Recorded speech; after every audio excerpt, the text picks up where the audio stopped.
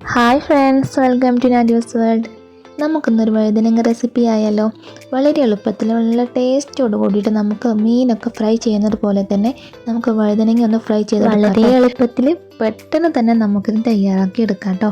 അപ്പോൾ അതിന് മുമ്പ് ഈ ചാനൽ ആദ്യമായിട്ട് കാണുന്നവരുണ്ടെങ്കിൽ ഒന്ന് സബ്സ്ക്രൈബ് ചെയ്യാൻ മറക്കരുത്. കൂടെ തന്നെ അതിനടുത്തുള്ള ബെല്ലൈക്കൺ ഒന്ന് പ്രസ് ചെയ്യാൻ വേണം കേട്ടോ. അപ്പോൾ ഇതെങ്ങനെ ഉണ്ടാക്കുന്നത് നോക്കിയാലോ. അതിന് വേണ്ടിയിട്ട് വഴുതനങ്ങ ഇതുപോലെ നീളത്തിലൊന്ന് കനം കുറച്ചിട്ടൊന്ന് അതുപോലെ തന്നെ ഷേപ്പ് വേണമെന്നില്ല കേട്ടോ, ഏത് രീതിയിൽ വേണമെങ്കിലും എടുക്കാം. ഇനി നമുക്കിതിലേക്ക് കുറച്ച് വെളുത്തുള്ളിയും ഇഞ്ചിയും ഒരു ചെറിയ തക്കാളി കൂടി വേണം. ഇതെല്ലാം കൂടെ മിക്സിയുടെ ജാറിലിട്ട് നന്നായി പേസ്റ്റ് രൂപത്തിലൊന്ന് അരച്ചെടുക്കണം. നന്നായിട്ടൊന്ന് അരഞ്ഞ് കിട്ടണം കേട്ടോ. ഇനി ഇതിലേക്ക് മസാല ചേർത്ത് കൊടുക്കാം.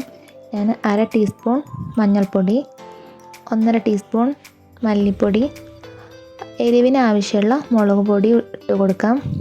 ഞാനിതിലേക്ക് കുറച്ച് ചിക്കൻ മസാല കൂടി ആഡ് ചെയ്തിട്ടുണ്ട് കേട്ടോ. വേണമെങ്കിൽ ഇട്ട് കൊടുത്താൽ മതി, ഇതിന് പ്രത്യേക ഒരു ടേസ്റ്റ് കിട്ടും. അപ്പോൾ അതിട്ട് കൊടുത്തിട്ടുണ്ട്. പിന്നെ നമ്മൾ അരച്ച് വെച്ചിട്ടുള്ള വെളുത്തുള്ളിയും ഇഞ്ചിയും തക്കാളിയും കൂടിയിട്ടുള്ള പേസ്റ്റ് കൂടി ഇട്ട് കൊടുക്കണം. കുറച്ച് കൈ വെച്ച് നന്നായിട്ടൊന്ന് മിക്സ് ചെയ്തെടുക്കാം.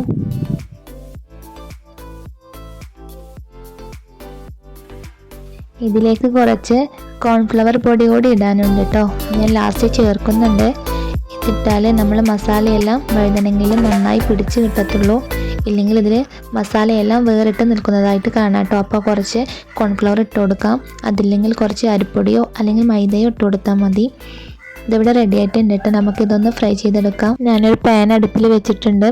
നമുക്ക് കുറച്ച് എണ്ണ ഒഴിച്ച് കൊടുക്കാം. എന്നിട്ട് അത് ചൂടായി വരുമ്പോൾ നമുക്ക് ഓരോന്നായിട്ട് മസാല തേച്ച് വെച്ച് വഴുതനങ്ങ ഇട്ട് കൊടുക്കാം.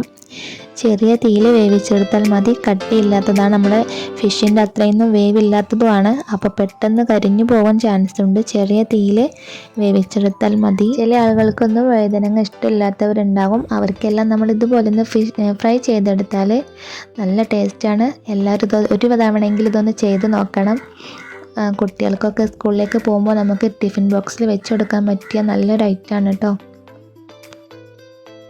ഇതെല്ലാം ഇവിടെ ഒരു ഭാഗം നന്നായിട്ട് മൊരിഞ്ഞ് വന്നിട്ടുണ്ട്. നമുക്കിതൊന്ന് മറിച്ചിട്ട് കൊടുക്കാം കേട്ടോ. ഇത് അടിയിലൊന്നും പിടിക്കത്തില്ല, പെട്ടെന്ന് തന്നെ നമുക്ക് ഇത് റെഡിയായി കിട്ടും. ഇതേ 5 മിനിറ്റ് പോലും ആയിട്ടില്ല ഇട്ടിട്ട് കേട്ടോ. ഇത് റെഡി ആയിട്ടുണ്ട്, നന്നായിട്ട് മൊരിഞ്ഞിട്ടിട്ടുണ്ട്. ഇത്രയേ ഉള്ളൂ പരിപാടി. നമ്മുടെ വഴുതനങ്ങ ഫ്രൈ റെഡി ആയിട്ടുണ്ട്.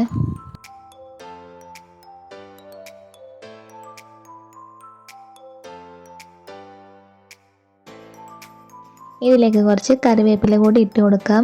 എന്നിട്ട് നന്നായിട്ടൊന്ന് ഇളക്കി കൊടുക്കാം. ഇനി നമുക്കിതൊന്ന് പാത്രത്തിലേക്ക് മാറ്റാം. വഴുതനങ്ങ ഫ്രൈ ഇവിടെ റെഡി ആയിട്ടുണ്ട്. നല്ല ഭംഗിയില്ലേ കാണാൻ. കാണുന്നതുപോലെ തന്നെ കഴിക്കാനും ഭയങ്കര ടേസ്റ്റാണ്. എല്ലാവരും ഇതൊന്ന് ട്രൈ ചെയ്ത് നോക്കണം കേട്ടോ. മക്കൾക്കൊക്കെ ഭയങ്കര ഇഷ്ടമായിരിക്കും. വളരെ എളുപ്പത്തിൽ നമുക്ക് പെട്ടെന്ന് ഉണ്ടാക്കാൻ പറ്റുന്ന ഒന്നാണിത്. ഇനിയും മറ്റൊരു റെസിപ്പിയുമായി വരുന്നത് വരെ എല്ലാവർക്കും ബായ്.